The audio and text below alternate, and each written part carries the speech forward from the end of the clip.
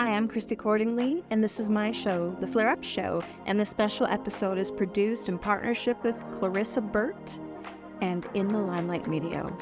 I originally created this show to advocate for myself through chronic illness, but today it's grown into a wellness show that's listened to all over the world.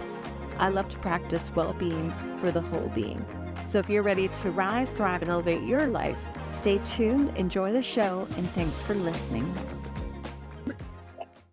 All right, welcome to the Flare Up Show. This episode is produced by Clarissa, Burt in the Limelight Media. And today I have with me Mitch Francis, the founder of Francis Development, Inc. He's a visionary entrepreneur with a track record of success in commercial real estate development and the entertainment industry. Over nearly 3 decades as a CEO of a publicly traded company, Mitch pioneered and patented 3D motion simulator attractions. That's pretty cool. And grew the business into Las Vegas's largest ticket broker. An inventor with 6 U.S. patents, Mitch applies his superior problem-solving skills and tenacity to tackle today's most pressing issues in his book, Badass Solutions for Today's Big Ass Problems. And there's a few of those, aren't there? His bold, non-partisan ideas aim to spark real change and make the world a better place. So welcome, Mitch. Very excited to speak to you today. Thanks for having me, Chrissy. I would like to just start off right with your book. So it's titled Badass Solutions, which I love, for big ass problems. Totally agree. So what inspired you to write it, and why did you choose such a bold title? What can people expect as they read through? Well, 2 years ago, a little over 2 years ago, we had a family tragedy. I don't know, you may not recall, but a couple years ago, there was a mass killing during a 4th of July parade out just in a suburb of Chicago. And 7 people were killed. One of them was my brother-in-law's brother.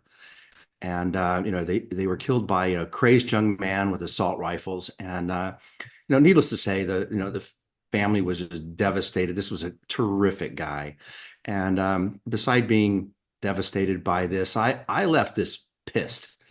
And, I kind of looked around. I said, God, we've got these massive problems and they're just not being dealt with.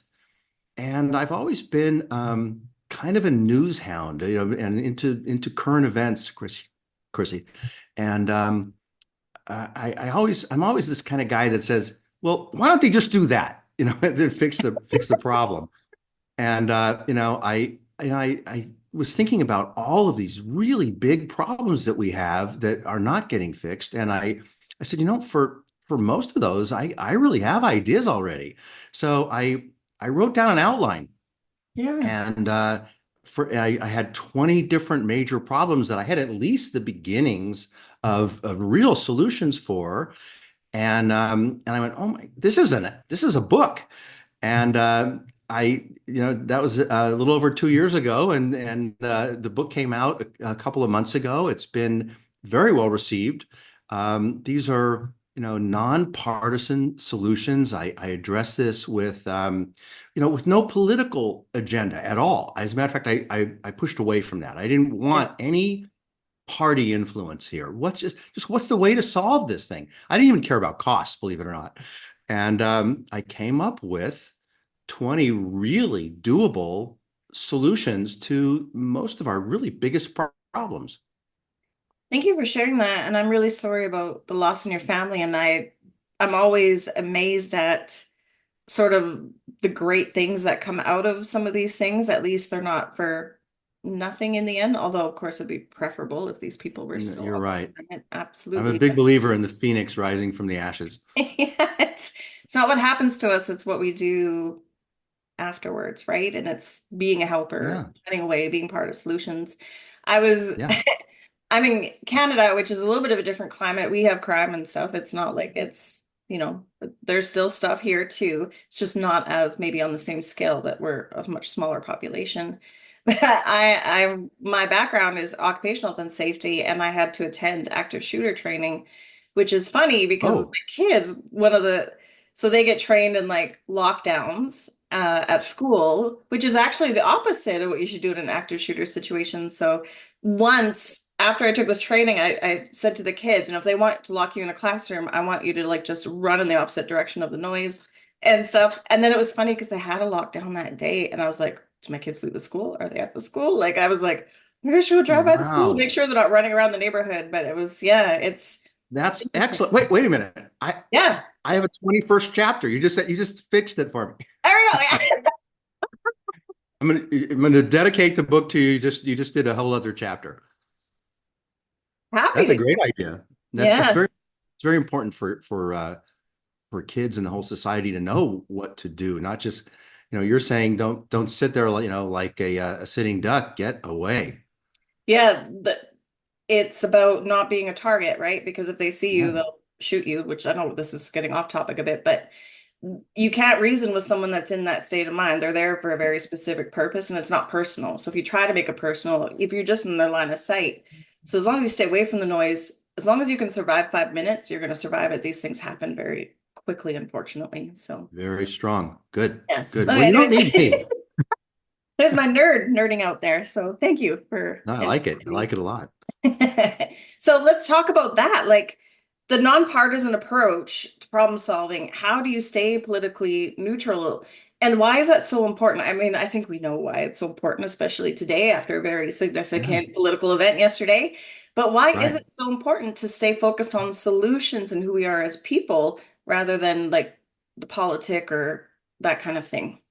Well, I actually perceive that the parties, that are, just so far apart from each other actually get in the way of solving our big problems. It's all about polarization, and they won't compromise. The people who, can make changes, they won't depart their party politics because that's where the money is. They can't leave that. So yeah, I find that for some reason they just lost their interest in compromise and get to the right solution for the right problem and make it happen. So I pushed all that away and said, I don't give a damn. What's the solution here? And it really led me down a great path. Hmm. Yeah. So, what are some of the solutions that you have? I mean, there's so many different things. We can talk about healthcare, taxes. We talked about assault rifles. Like, Right. how do we start to tackle these? And are your solutions fairly similar, or are they very focused on the specific things that you talk about? No, no, they're absolutely focused. Totally a very, very specific solution to the specific problem. Like Hmm. one of the solutions I have that's getting a really good response because it's a universal problem is the rising ocean levels. Yeah. So global warming, is on, top of mind for a lot of people. And, what are we going to do about this? And the ocean levels rising, is this massive problem that we have coming at us where, the last summer was the hottest summer on the entire planet in recorded history. And every following month, that we're having now on the whole planet is the same. We're headed toward a global socioeconomic catastrophe. Mhm. And Chrissy, nobody's doing anything about this, Mhm. but we can. I actually have a solution to stop the ocean levels from rising and at the same time use all that water for the billions of people who are living in the most parched areas of our lands. Mhm. The polar ice caps are melting at a rate that would actually fill 20 Olympic-sized swimming pools every second. By the end of this century, all coastal cities and islands are going to be flooded. Yeah. We've got to act. We've got to act now. It's why are people so hesitant? I mean, like we're seeing it right in front of us. Like we've seen weather in our own yards be very, very different. Like I live in Winterpeg and and it should be minus 50 here all winter long. Last year, I Mm. don't even think I wore my winter coat most days. Are you Like, serious? yeah, like it is, we don't even get like our rivers and lakes don't freeze. People can't snowmobile or cross country ski anymore for longer than maybe a couple weeks a year. Like it is significantly different. And then if we look Horrifying. even in like the US with what happened in North Carolina, like to go so far inland, like a hurricane, like that's some pretty extreme weather. And there's another one, It Raphael, is. on its way. Yeah. So we know this is a problem, but why are we in denial, and why are we so afraid to look at the solutions? I think these problems like this are so big that, no one in our government is, raising their hand and say, well, we can fix this right now and let's go do that. They've got they've got, their party politics to deal with, and it's a lot of the paralysis that we have in government, that they aren't taking care of the things that we need done. This is a big problem, yeah, and it's a big solution. I actually found that, excuse me, that the water that's going into the oceans from the melting ice caps, even though it's so big, it's so much, it's only a small fraction of the water that's going into the oceans from just our 20 largest rivers. They're just pouring water into the oceans. And I found that if we channel just 7% of the water away from those 20 largest rivers, we can actually stop the ocean levels from rising and stop hunger and thirst on the whole planet. This is a massive solution to a problem. And it sounds daunting. It sounds like, well, that you can't do that. You can't channel water like that from rivers. Well, we actually have a model, fairly close to where I live. I'm in Southern California, and for the last several decades, there's an organization called the Central Arizona Project, Hmm. and they move water from the Colorado River 336 miles to Phoenix and Tucson for the 5 million people living there, to give them fresh water. It's been done. Yeah. It's just an enormous success. That's actually an economical, unbelievable success. And we can do this on a global basis. Here we are. Here we are. Let's go.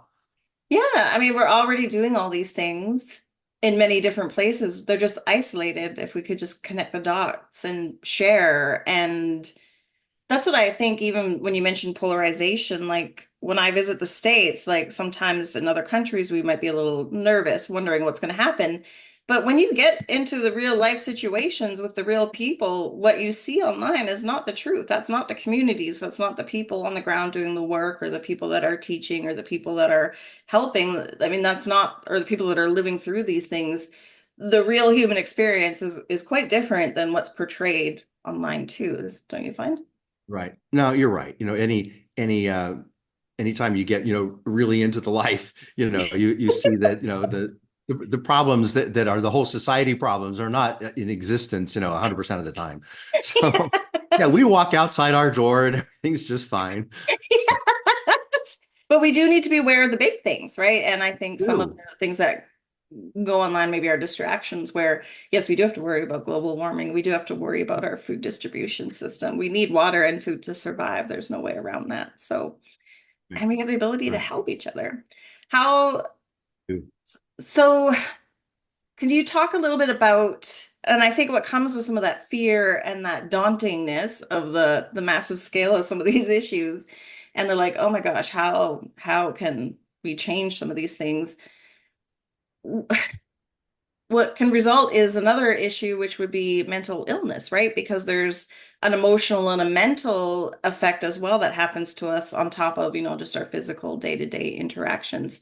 How do Sure. you, I know that your book touches on that topic as well. Could you share a little bit of your Oh, yeah. thoughts around that? Yeah, we've got in the US about 500,000 people who are living on the streets, homeless. It's it's just a terrible statement of our wonderful country, to have so many people suffering, to that degree. And it's just a bad thing that's got to get fixed. And I looked at this the way I look at most, like, business problems. Yeah. What do what's the issue here? You Yeah. got 500,000 people who are homeless, and, well, how, we see those people. I think half of them are at my freeway exit, but we see these people in our daily lives, and it seems like an enormous number, and 500,000 people is an enormous number. But the U.S. has 335 million people now, so 500,000 people in our entire population is tiny. We don't think of it that way. So the actual homeless population is 17% of 1% of the US population. It's tiny. It's horrific, but it's small. So if we look at, well, how much money will it take to house these people, provide them medical care and food and education, mental health care, really take care of people and help them, hopefully, of course, transition into being a part of the society. Mhm. How much will that take? Is it $25,000 per person per year? Well, so how much is that? So that would equate to $14 billion a year. Chrissy, in the US, that's a rounding effort. I'm sorry, a rounding mistake in our budget. We spend so much money. We're spending $9 billion a day just in interest on our deficit. Yeah. So I'm not talking about money that's very significant in the size of the US to solve this problem. Even let's say it's double. It's $50,000 a year for people. That's $28 billion. It's still insignificant, but we cannot be a great society without taking care of the people who need help. So here it is, guys. We can make this happen. We can do things. And it takes all of us to say, I want to be a part of this. I agree with what Mitch said on that one. Yeah. I want to tell other people, I want to, get the word out. I want to write to my representatives in Congress and say, we've got to do this. And it's not going to take that much money. It's a huge effort. Okay. It's a huge effort. It's not going to take that much money. Let's make this happen. And now getting it done is a huge effort. The size of this, the number of people involved in making this happen, and the real estate, and on is a huge effort. But in many parts of the book, I talk about so many people who need to work. You've got people who've been obsolete because of technology. Yeah. They need new jobs. They need new skills. You've got immigrants who need jobs. You've got so many millions of people in the US who need to work. Well, they can do this. They can help take care of providing for housing and food and mental care and re-education for homeless people. And the Hmm. homeless people can contribute themselves. But we've got to have the government locked into this to solve this problem instead of just block it away. And what it's going to take? It's going to take all of us get involved. And I think it's the couch problem. Yeah. Get your ass off the couch. Yeah, yes, yes. You know, so my background in safety, a lot of it, my focus was always psychological safety. And when we talk about, so I've worked in communities, like social services and that to help them with coaching clients and mindset when they're at the bottom, right? Like it can be hard to think that there's something different available to them. But the number one factor for someone to be able to become independent, to become autonomous, to function in society and feel like they're in control of their life and have some free will again, that they're not just bound to sort of what the system says they can achieve. The number Mhm. one factor in success for people, even healing from mental illness and addictions, is community, which is so funny because the goal is to be independent, but actually we can't if there's not a community that supports us. Very So how wise. do we do that? We're ready to get off the couch and be that community. What are some of the ways that people in their own places can start to get involved? Like, what are some real actions they can take to get involved? Well, I Different. feel this is so important. Actually, uh, one of the main theme maybe in the whole book is we all can make a difference. We really can, and we have to. We have to get involved. And Mahatma Gandhi had a great quote who said, "When the people lead, the leaders will follow." Yeah. And I actually made my final chapter in the book about, so what now?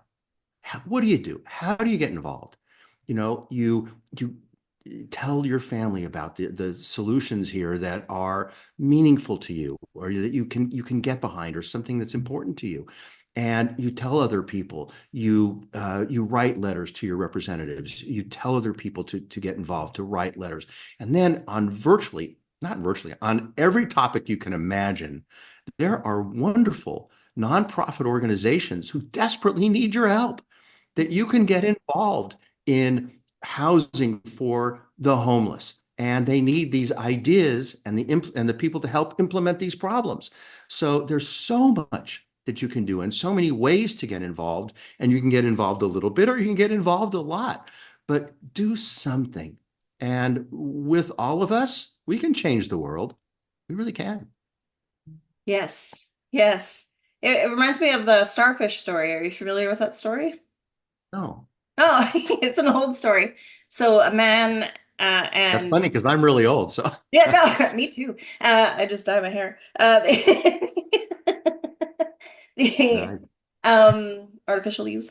The So there's a man and a young boy walking along a beach, and there's, I guess, when the tide went out, it left a bunch of starfish on the beach, and they're obviously going to die because they're going to dry out. They're not going to make it until the tide comes back in to mm, sweep them away. So there's thousands of them on the beach, and the little boy picks up one and puts it back in the water. And as he goes, he picks up another and he picks up another one. And the man said, "Why are you even bothering? You can't save all of them." And he looks and he picks up one more. And he throws it in and he goes, "Well, I just saved that one." you Yeah, bet. that's exactly what Very it is. poignant. Bring it down to It like is. what you can do. Yeah. Yeah. No, it's a very good point, because none of us can solve all these problems on our own, but we can step out of our door and Yes. start. Yeah. Yeah. Can I share a funny story? Yeah. I know it's your show. We're supposed to talk about your book, and we will in 1 second. But so No, you're we very good at have, this. thank you. In Winnipeg, we do have homeless issues, and there's things going on definitely.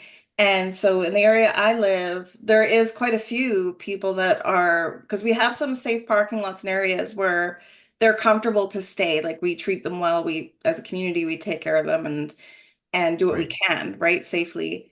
And so there's Mhm. this one gentleman, I was going on a flight the next day to Ottawa. So, and I'm already always a little nervous on planes, not like a real risk taker.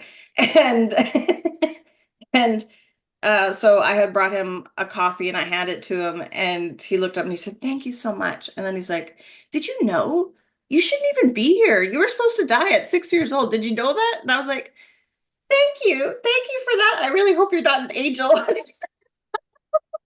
Giving me a prophecy, but I was like, "Bless you, sir." How did he come up with that? That, well, again, not well, right? So it was just so funny. Just he looked at me, Take the so food back. You don't want thank to hear you for the that. coffee. Yeah, but you shouldn't Yeah, be give that here. back to me. I Why are don't you want to hear still it. here? I'm like, I don't know. Oh, My maturity level is 6. I don't know. oh my gosh. You But got to be strong. yeah, it leads to some interesting conversations. And actually, he's doing pretty well now. He got some treatment, and Oh, good. yeah, so Good. it's nice to All right. see And you're even in still our. here. I'm still here. I survived the flight. Yes. Thank goodness. Still at a mental level of 5, I guess. Yeah. So there.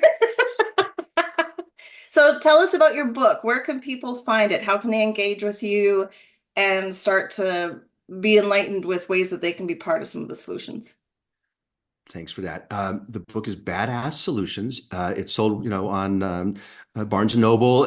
Amazon is really quite easy. You type in Badass Solutions with or without a hyphen, or Mitch Francis will get you there as well. And I have a website called bad-asssolutions.com, and there's a lot of information on there, and you can connect with me if you're interested. And again, I think the message is, get your ass off the couch. Yes. Buy Help the book and get off out the couch. here. Get out there. Absolutely. I love it. Are there any last words of wisdom or inspiration you would love to leave the audience with before we wrap up today? My big thing was Mahatma Gandhi. So so I think Oh, that's sorry, I I didn't think close. I should have got the cue. I I used up I apologize. Yeah. used up my pearl of wisdom here, but it's so important that we can lead. Mhm. The people can lead the leaders. They will follow us.